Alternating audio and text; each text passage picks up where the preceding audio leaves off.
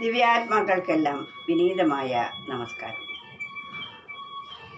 എല്ലാ ജീവജാലങ്ങളുടെയും സ്രഷ്ടാവ് ഒന്നാണ്. അതുകൊണ്ട് എല്ലാ ജീവികൾക്കും പിതാവ് ഒന്നാണ്. മാതാവ് പ്രകൃതി മാതാവ്. ആ ഈശ്വരനിൽ നിന്നും രൂപാന്തരപ്പെട്ട പ്രകൃതിയാണ് മാതാവായിരിക്കുന്നത്. അതിൽ നിന്നാണ് നാം എല്ലാം ഉണ്ടായിരിക്കുന്നതും. അതുകൊണ്ട് ഇതിനെല്ലാം മൂലബീജമായിരിക്കുന്നത് ഈശ്വരനാണ്. അതുകൊണ്ട് എല്ലാ ജീവികളുടെയും പിതാവ് സർവേശ്വരനാണ് എന്ന് ബോധിക്കുക. അപ്പോൾ സർവ്വജീവജാലങ്ങളും നമ്മുടെ സഹോദരങ്ങളല്ലേ? ഈ ജാതിക്കും മതത്തിനും ഉയർച്ചയ്ക്കും താഴ്ചയ്ക്കും പണക്കാരനും പണിക്കാരനും കറുത്തവർക്കും വെളുത്തവർക്കും തമ്മിൽ എന്ത് വ്യത്യാസമാണുള്ളത്? വിദേശത്താണെങ്കിൽ കറുത്ത വർഗക്കാരെ അട്ടിയകറ്റുന്ന ഒരു കാലം. നമ്മുടെ ഇവിടെയാണെങ്കിൽ സവർണർ അവർണരെ ഓടിക്കുന്നു, അകറ്റുന്നു. ഇതെല്ലായിടത്തും ഉള്ളതാണ്. പക്ഷെ ഇതിനെല്ലാം മൂലകാരണം അജ്ഞതയാണ്. ആത്മജ്ഞാനം ഉണ്ടാകുമ്പോൾ ഇവിടെ സമദൃഷ്ടി നമുക്കുണ്ടാവും. അതിനാൽ നാം ഈ ഒരു പരമസത്യം മനസ്സിലാക്കണം. അച്ഛനിൽ താതനല്ല പ്രാണിക്കീശനല്ലോ, തൻ തനൂജന്മാരി പ്രാണിയെല്ലാം. ഹന്ത തനൂജനെ താതൻ തിന്നിടുമോ, എന്തൊരു മോഹമെന്നോർത്തിടുക. എത്ര വലിയൊരു സത്യമാണ് ഇതിലൂടെ നമുക്ക് വെളിവാക്കി തരുന്നത്. താതനെല്ലാ പ്രാണിക്കീശനല്ലോ, എല്ലാ പ്രാണികൾക്കും അച്ഛനായിരിക്കുന്നത് ഈശ്വരനാണ്. അതിൽ നിന്നാണ് നമ്മളൊക്കെ വന്നിരിക്കുന്നത്. താതനെല്ലാ പ്രാണിക്കീശനല്ലോ, തൻ തനൂജന്മാരി പ്രാണിയെല്ലാം. അവിടുത്തെ മക്കളാണ് സർവ്വ ജീവരാശികളും. എല്ലാവരും അതിൽ നിന്നുണ്ടാകുമ്പോൾ എല്ലാവരുടെയും പിതാവ് ഈശ്വരനാണ്. ആ ഈശ്വരൻ്റെ മക്കളാണ് സർവ ജീവജാലങ്ങളും. ഹന്താതനൂജനെ താതൻ തിന്നിടുമോ? സ്വന്തം കുട്ടിയെ ഏതെങ്കിലും അച്ഛൻ തിന്നുമോ?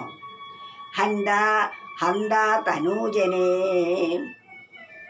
താതൻ തിന്നിടുമോ, എന്തൊരു മോഹമെന്നോർത്തിടുക. എന്തൊരജ്ഞാനമാണ് മനുഷ്യൻ ഈ കാട്ടിക്കൂട്ടുന്നത്. പണ്ട് നരബലി ഉണ്ടായിരുന്നു. അതും കഴിഞ്ഞ് ദൈവപ്രീതിക്ക് വേണ്ടിയിട്ട് ആട് മുതലായ മൃഗങ്ങളെ കൊല്ലുന്നു. ബുദ്ധൻ്റെ കാലത്ത് ഒരാട്ടിൻകുട്ടിയെ ബലിയർപ്പിക്കാനായി ബിംബിസാര മഹാരാജാവിൻ്റെ അടുത്തേക്ക് രാജാവിന് ഇഷ്ടപ്പെട്ട ആടിനെ എടുക്കാൻ വേണ്ടി ആട്ടിൻകൂട്ടത്തെ തെളിച്ചുകൊണ്ട് ഒരാട്ടിടയൻ കൊണ്ടുപോകുന്നു. അക്കൂട്ടത്തിൽ മുടന്തുള്ള ഒരാട്ടിൻകുട്ടി ഉണ്ടായിരുന്നു. ഈ കാഴ്ച ശ്രീബുദ്ധൻ കാണുകയാണ്. അദ്ദേഹം ആ നടക്കാൻ വയ്യാത്ത ആട്ടിൻകുട്ടിയെ തൻ്റെ തോളിലേറ്റിക്കൊണ്ട് ബിംബിസാര മഹാരാജാവിൻ്റെ അടുത്തെത്തി. അദ്ദേഹം രാജാവിനോട് നേരിട്ട് ചോദിച്ചു, എന്താണ് രാജൻ ഇതെല്ലാം? ദൈവത്തിൻ്റെ പ്രീതിക്ക് വേണ്ടി ആടുകളെ ബലിയർപ്പിക്കുകയാണ് എന്ന് പറഞ്ഞു. അപ്പോഴാണ് ഈ വാക്കുകൾ അദ്ദേഹം പറഞ്ഞത്. എല്ലാ ജീവികളുടെയും പിതാവ് സർവേശ്വരനല്ലേ? ആ സർവേശ്വരൻ്റെ ഒരു കുട്ടിയെ എനിക്ക് ബലിയർപ്പിച്ചാൽ മറ്റു കുട്ടിക്ക് ഞാൻ സൗഖ്യം പ്രാപിക്കുമെന്ന് ഏതെങ്കിലും ഒരു പിതാവ് പറയുമോ?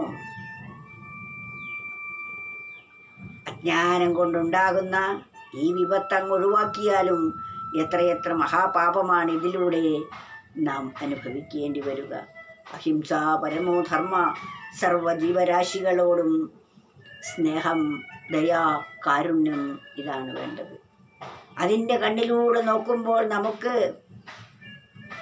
സർവേശ്വരനെ ദർശിക്കാൻ സാധിക്കും. ഒരാടിൻ്റെയോ ഒരു പൂച്ചയുടെയോ ഒരു വലിയ മൃഗത്തിൻ്റെ കണ്ണിലേക്ക് നോക്കുമ്പോൾ അതെത്ര ദയനീയമായിട്ടാണ് നമ്മെ നോക്കുന്നത്. അതിനെ കൊല്ലുക എന്ന് പറയുന്നത് ദൈവത്തോട് ചെയ്യുന്ന ഏറ്റവും വലിയ അനീതിയാണ്. ഇതാണ് മഹത്തുക്കൾ പറഞ്ഞു തന്നിരിക്കുന്നത്. അച്ഛനെല്ലാ പ്രാണിക്ക് ഈശനല്ലോ, താതനെല്ലാ പ്രാണിക്ക് ഈശനല്ലോ, തൻ തനൂജന്മാരീ പ്രാണിയെല്ലാം ഹന്താതനൂജനെ താതൻ തിന്നിടുമോ എന്തോ ഒരു മോഹമെന്നോർത്തിടുക. ഹരേ കൃഷ്ണ.